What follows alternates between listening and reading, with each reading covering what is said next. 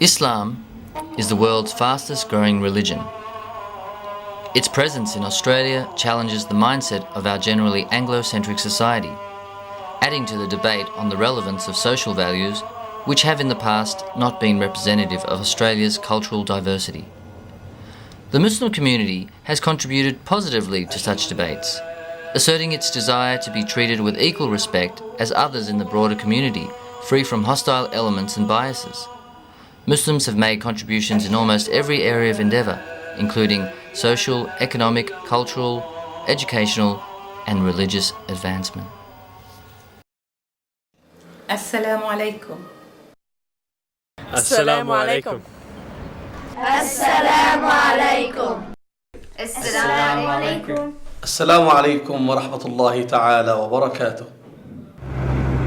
فيوم الجمعة هذا هو اليوم الذي يجتمع فيه المسلمون في المسجد من أجل التعرف على قضايا الأمة ومن أجل حل مشاكلهم، ويلتقي المسلمون في هذا اليوم وكأنه يوم عيد يتجدد كل أسبوع. فالمسلم هو الذي يقيم سلاما بكل معنى الكلمة، سلام مع نفسه فلا يقتلها بالمخدرات ولا يقتلها بالدراجز، سلام مع الله، سلام مع أنبياء الله، سلام مع عباد الله، سلام مع الحيوانات المخلوقة لله، سلام حتى مع الأشجار الخضراء فلا يقطعها من غير ضرورة. فمعنى أنني مسلم أي أنني أصبحت جزء من السلام في العالم. I have 3 girls and 1 boy. وعندي multicultural society in my house. شيماء the bigger, my daughter شيماء في Sydney University. She born in Egypt. Asma, second, she born in Lebanon. Fatima, she born in Sydney. And last one, Muhammad في الهاي سكول. My thesis is really, it's changed a couple of times since I began. I originally did my honours thesis on pilgrimage, the Australian experience of the Meccan pilgrimage, and that basically led me into doing a PhD on Australian Muslim identities, how a distinct Australian Muslim identity has developed, when it developed and why it developed, and where it's actually going now. And I want to look at things like, apart from discrimination and stereotypes and Australian portrayals in the media of Muslims, I want to look at gender politics and relations, Australian Muslim literature, youth, art and novels and things like that. Just to get a broader picture of what Australian Muslims are really about. My first contact with Islam, apart from a little few things here and there in the TV, was through my friend at school, and he just talked to me a bit about the history of Islam and gave me a few books and gave me the Quran eventually. And one day I just started reading it. I decided to read a little bit, 1 page or a few pages every night. And what I found in there really appealed to me. And I found that it wasn't so alien to what I'd learned from Sunday school or whatever. But I found it as a personal message to myself. Because the Quran is styled in a way where it's God's own words. And they're speaking to somebody. And that somebody is really the reader. And so when I was reading it, I was feeling that I had this personal contact with God. even before and I never found a point where I didn't accept the message. So it was just a question of, I was just going through it, yep, I agree with that.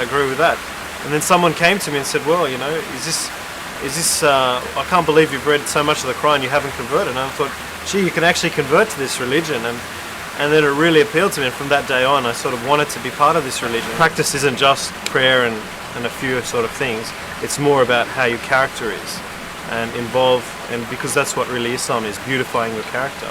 And I think a lot of education misses that point for Muslim youth, that they have to beautify themselves and become beautiful people to be able to spread the message for tomorrow. I've got a set of twins, they're doing their HSC, got a son at uni, and they grew up in a house where there were always books lying around and mum was always busy, and making them also part of the family, not forgetting that they are there, giving them quality time. And they actually like the idea of me being involved in teaching, even though I try to get my girls to do teaching. They're not into it because they see how much work is involved in it. I couldn't understand why people had this animosity towards Islam, but then I realized too, they seem to confuse the culture with the religion all the time, and unfortunately for us, taking the bad parts of the culture and thinking that is what Islam is about. So I think it's up to us to educate them more about what Islam really is about, and I think you will find that, I'm experiencing it now, that animosity isn't there anymore. The simple reason, our staff that we've got 8 non-Muslim staff members, and they'll always say, their friends will say, oh, how do you cope at that school? And they say, no, it's not what you think it's like. And even once they started there, they realized what it was about. So we get along very well. Children should have their schooling, their early years of schooling should be the best part of their lives. They should enjoy it. They should also come here to learn. And I feel that if you have a well-balanced life, yes, I do believe that there is a creator, that Allah subhanahu wa ta'ala is there. And I'm also put on this dunya to enjoy it. We have a balance in our life. We enjoy everything, not forgetting that there is an Allah and there is a creator.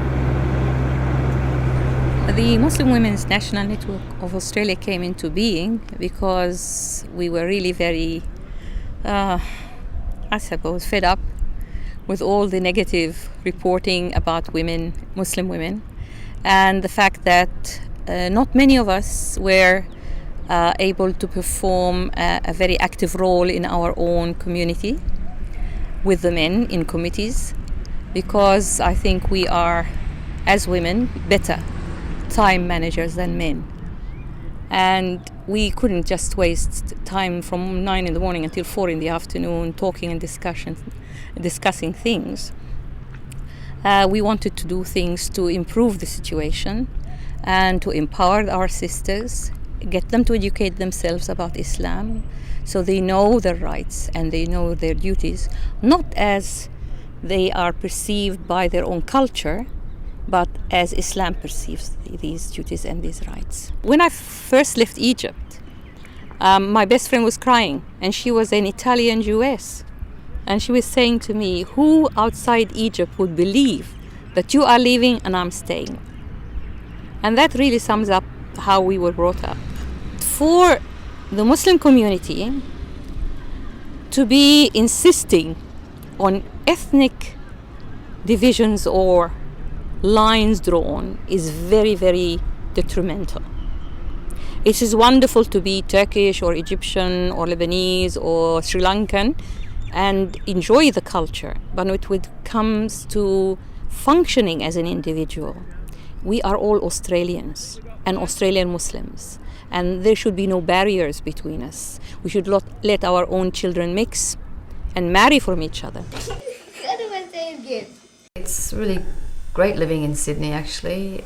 Maybe when we first came out here, I was only a little girl, but I remember we had a lot of problems getting halal food, and there weren't any mosques around, so people used to congregate in just each other's houses. But now it's really good. There's like mosques everywhere, there's halal shops. I think there's hundreds of halal shops all around Sydney.